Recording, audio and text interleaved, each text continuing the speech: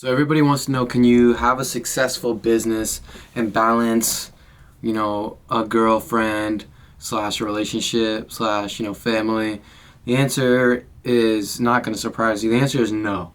You can't have all of those things at the same time and give all of them equal attention, because if you do so, then you're going to not give enough time into your business to actually be competitive.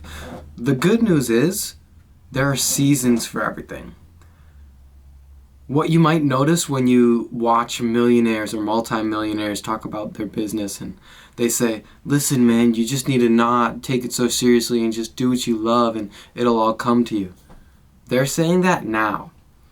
But if you do some digging, you'll see that a lot of the multimillionaires that'll tell you just relax and go with the flow now that they've made the money were the same ones who are saying, listen, man, you got to be relentless. You have to cut out all distractions and just go all in on your business when they were at that phase in their life. So a lot of successful people are very quick to forget what it takes to get to the success.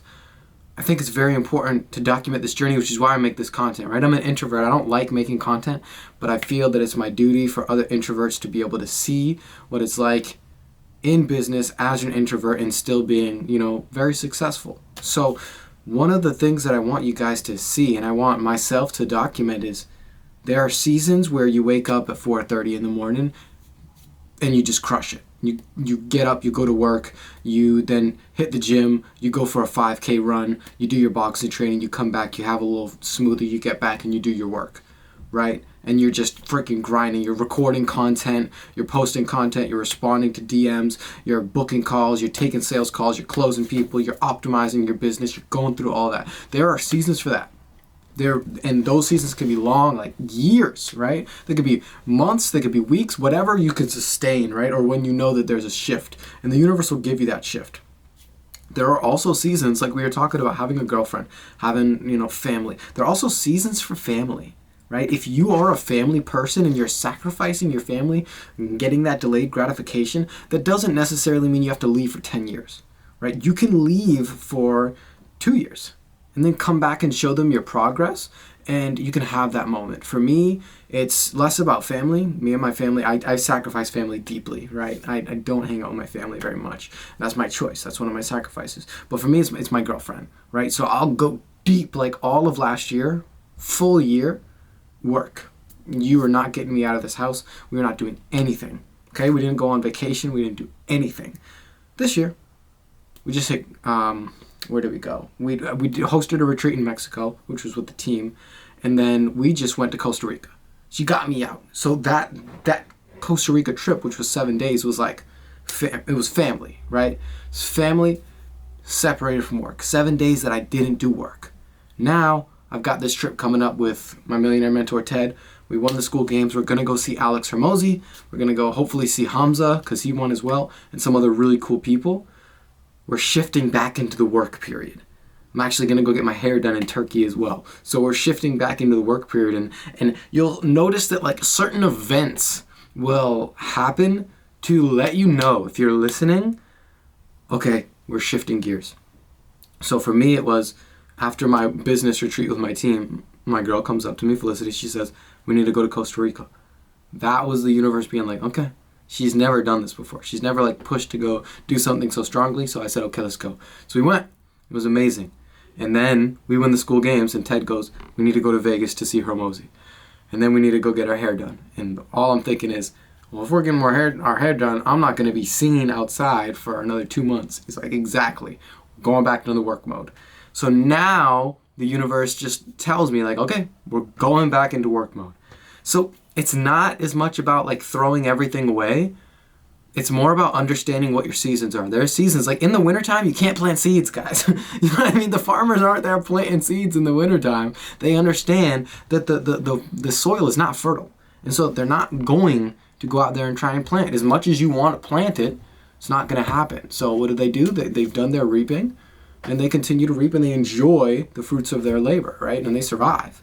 They don't overeat, right? The Native Americans would just create as much as they needed and eat as much as they needed as well.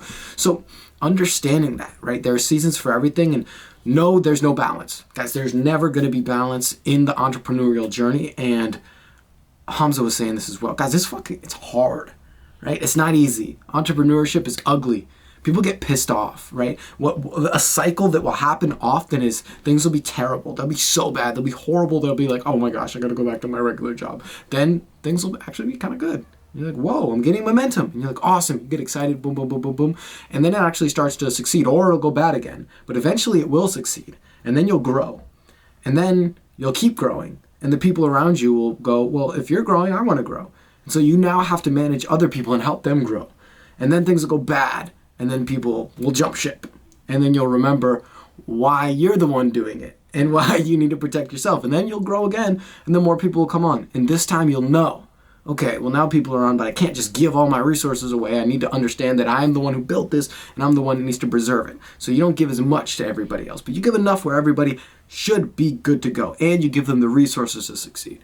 What happens is you continue to grow, and a lot of people get irritated about your growth and your success, and they're so focused on how well you're doing that they get irritated and they end up dropping off and not being as successful. But the people that see your growth will say, wow, I got to make sure I stay close to them, and be willing to go through the same trials and tribulations that you are going through to get to those points. So that's a cycle, and that's imbalance as well. This is what entrepreneurship is. It's ugly. People get angry. People leave. People lose. People win. People win that aren't you. There's a lot of stuff that goes on. So for anybody who's, an extrovert looking to get into business, start making content immediately. You're going to do fine. For anybody who's an introvert, it's a little bit more delicate because you don't probably want to show your face. That's why I'm here. So if you need help running a business, because if you don't need to be the face of a business, you can actually do a lot more good than, a lot of the CEOs out there that just want to show their face. So if you're a COO, which means you're an introvert and you want to be behind the scenes, managing sales teams, managing and optimizing data, making sure everything's running properly and making sure a business is scaling, then join my community down below and get around other COOs. We're constantly giving opportunities. We're pairing up CEOs with successful 10, 20, 30, 40, $50,000, $100,000 a month businesses with COOs, and that private community is where we pull from. So if you think you'd be a good fit, send in your application by clicking the link below, and I'll see you in there. Peace.